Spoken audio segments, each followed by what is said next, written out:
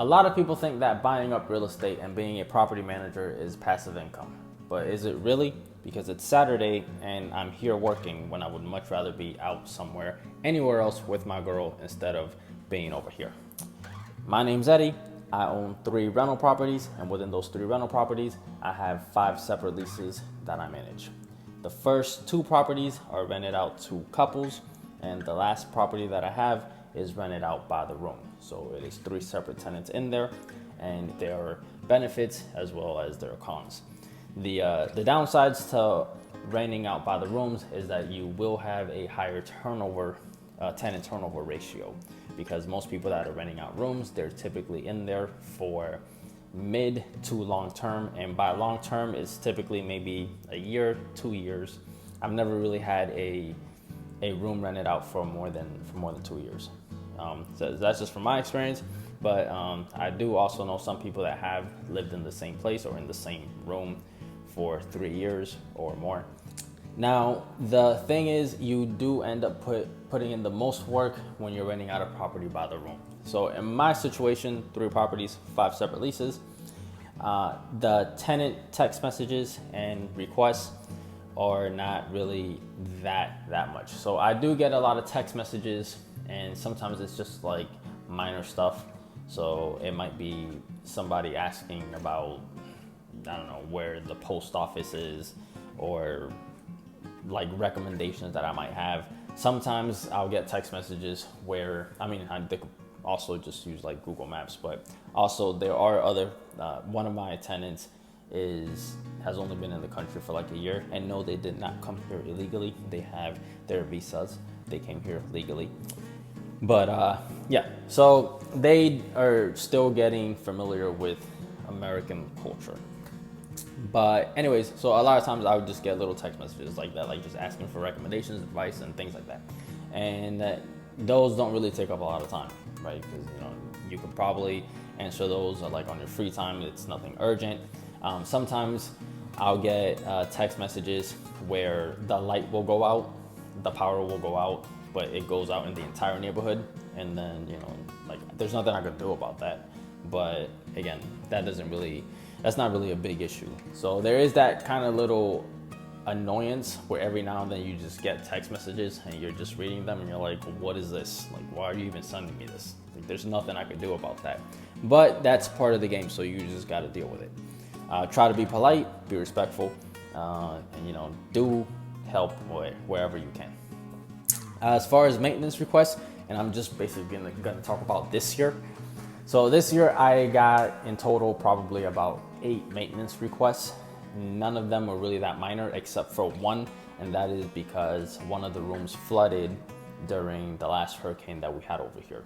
So I went over there. It probably took me maybe about like 3 hours, and I should probably start documenting like how many hours I actually worked. That's something that I want to do for 2025.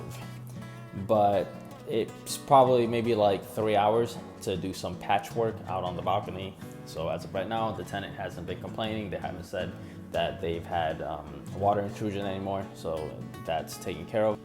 And I think one of the other big maintenance requests that I got was in the shower in this house where I'm at, actually, where the knob to one of the showers was not working, so it would not close and water just kept running continuously. And that one took about 2 days to fix, but I was able to get like my stepdad on it. He came out the first day, he tried to fix it, it didn't work, and then the following day we asked the tenants if it was okay, if we could try again the following day, and he did, and then eventually he came out here and he fixed it. So that wasn't that bad. That didn't really take any time off of me, but it did take time off of my stepdad, which I think he probably fixed it in like 4 to 5 hours. I think might have been less, maybe, I don't know. But there's also the drive time going to Home Depot and coming back to this house, and all that back and forth. So there is a lot of time that goes into that. If you want to take into account walking around Home Depot and trying to talk to people to see how you can fix a problem, or you could just pay more money and just have a professional come in here and fix it. So that's another way that you could look at it. You can either put time into it, because you can manage a property passively but it's gonna cost you a lot of money. So if every time there's an issue, you pay somebody else to come do it, yeah, that's technically somewhat passive. The only work you're really doing is finding somebody to go out there and get the job done, but then that's costing you a lot of money. And unless you own the property outright, you don't really want to spend a whole lot of money for jobs, like especially for things that you can do yourself, because that's going to eat into your profits. And if your profit margins are kind of small, you can't really afford to have somebody come here for like every little thing, because you get charged 10x what you would if you just went in there and did it yourself. So maintenance requests, I got about 8 of them. I think it was either 8 or 9 of them. Most of them, I had a couple water heaters that went out. I think, there was the AC was leaking in one of the properties, and for that one, I just got my AC guy to go out there and blow out the lines because it was over flooding, and then the AC's upstairs, so it was over flooding and going down into the kitchen, so that got taken care of. So it's like little things like this that happens, and those are typically like minor problems. So if I have like 8 of them, that means I probably get like a maintenance request every other month. Maybe 1 month I might get like 2. So take that into consideration. A lot of them I'll try and do myself. If it's something that's a little more complicated, or I'm not in town, then I do end up having to call somebody else to take care of it. So for these service requests that I get, if I do go out there and do it myself, it typically takes between 2 and 3 hours of work that I have to do, and maybe about 2 to 3 hours of research time, because I'm not really a handyman like this. So I have to go on YouTube, learn how to do everything, jot it down, and then go to the house and start putting in the work. And since there's a learning curve for just about everything that I do, it does take a little bit longer. So you factor in maybe 3 hours of doing the actual work, and then 3 hours of research time that I do in the middle of the night, plus maybe an hour that I spend at Home Depot, and then travel time. It's probably maybe like 8 hours. So every service request is like one day's worth of work. And I do all of this while still having a full-time job. So it is, sometimes it can be a little extensive, the hours that you work. So sometimes I might leave the house at like 5 in the morning and then not get back till like 10 or 11 o'clock at night. But the good thing about this is that being a property manager, the work is pretty much cyclical. It's not like you're putting in this work all the time. So you do have to understand that sometimes you're gonna go maybe a month, maybe you'll go 2 or 3 months where you have no service requests, your tenants don't bother you. At the beginning of every month, you just get the money deposited into your account, you look and you're like, oh, I got money. But then you are gonna have different cycles where you're gonna have to start putting in a lot of work. And that means you're gonna go to your job, you're gonna get out of your job, and then you're gonna go to the rental property, or you're gonna get out of your job, or you're gonna wake up in the morning early, go to Home Depot, buy stuff, go to your job, and then after your job, drive straight to your tenant's house and start fixing it. Sometimes you'll fix it pretty quick. Other times you might just be there all night trying to get things done. And then sometimes you just have to end up coming back the next day. So this happens, and it's something that a lot of people don't really understand. They think you just get money and you're just making all this money, not doing anything. No, you're doing a lot of work. And also, there's, at least for me, with these 3 properties, there's a certain constant level of stress that's always in the back of my head, thinking, what if something happens and this house burns down? Or what if a pipe bursts and I end up having to spend a crap ton of money trying to fix it? Or the AC breaks, because I got 2 houses that have older ACs, 2 other houses have newer ACs. But it's just a constant worry. And but at least my philosophy is, whether you have these properties or not, you're still gonna worry. So instead of worrying and not making any money, you might as well worry and try to make some money. At least try, because it's never guaranteed. But at least if you try, you'll know you're moving in the right direction, and you can always learn from mistakes. That's just my 2 cents on that. As far as routine maintenance goes, the only thing that I do is once every 3 months, I go out to all my properties. I change the AC filters. One of the properties, I actually worked with the tenant, so I just give him the AC filter and he changes it himself. And that tenant I do trust. I don't trust any of the other tenants to come in here and change the AC filters. So I do that for myself, and also whenever I go to the property, that just gives me an opportunity to go inspect the property to make sure that everything's good. If there's something that I see that I think should be fixed, maybe like maintenance or a normal wear and tear, then I know to make a mental note to schedule a day for me to come out and get that fixed. That probably takes maybe like 4 hours really to drive from where I live to the properties and get everything changed and do a quick inspection and all that. So do that once every 3 months. In total, that's probably like 12 hours a year. The other thing that you have to deal with that is going to take a lot of time, and this will take the most time whenever you're managing properties, is going to be tenant turnovers. You never know how the property is going to look once the tenant leaves and you walk in. A lot of times, for me, anyways, from my experience, it's typically 50-50. Sometimes I walk in for the room rental.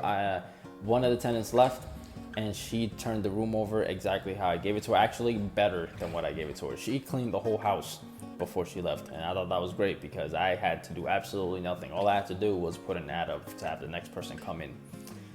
So when that happens, when you get a tenant like that, that's good. That saves you a lot of time, because now the only time that you're wasting is, or not even wasting, but the only time that you're using is to find a tenant and to screen tenants, and that's time consuming as well. That is also, I use Marketplace, Facebook Marketplace, because it's just a lot easier to do things that way. And I used to use Craigslist, but Craigslist is not really as effective as it once was, even though it actually helped me on one of my last tenants. But anyways, so once you start getting prospects for the house, a lot of times they're gonna set up meetings, and sometimes like the people are just not even gonna show up, which is kind of annoying. Other times you're gonna have several appointments, and so once you do set up these meetings, you have to take time from whatever it is that you're doing to go over there. So like if I get out of work at 5, I schedule the meeting for 6, and then the tenant gets there at 6, or the prospective tenant gets there at 6, and you're there for maybe 30 minutes talking, blah, blah, blah. And then now you're driving back home, and before you know it, you get home at 7. That was 2 hours that you ended up using. And the part that sucks about it is that might not even be the tenant that you choose. So think about having 8 tenants that you wanna screen. That's about 16 hours right there. And you typically wanna do that pretty quick. So for that, maybe a week or two, it's typically about 2 weeks that you're looking for tenants. At least for me, it's typically 2 weeks. So for those couple of weeks where you're basically looking for tenants, you're gonna be spending quite a bit of time. You're gonna be spending maybe about, in total, maybe between 16, 20 hours trying to get everything done. Then you have to do the background screening, then you gotta write up the lease, meet up with them, make sure you get the money. That's all just business. And it still takes time, but you don't have to do it all the time. That's the good thing. Unless they don't pay you, and then you gotta file an eviction and gotta go through the courts and that whole process. I still haven't gone through that, but that sounds like it's a pain, and it is time consuming, and everything that I hear from other landlords is that is a big hassle, and people just hate having to do that. You could also have an issue like what I had in this property, where once the tenants left and I came in, this place needed to be completely revamped. All the walls needed to be painted.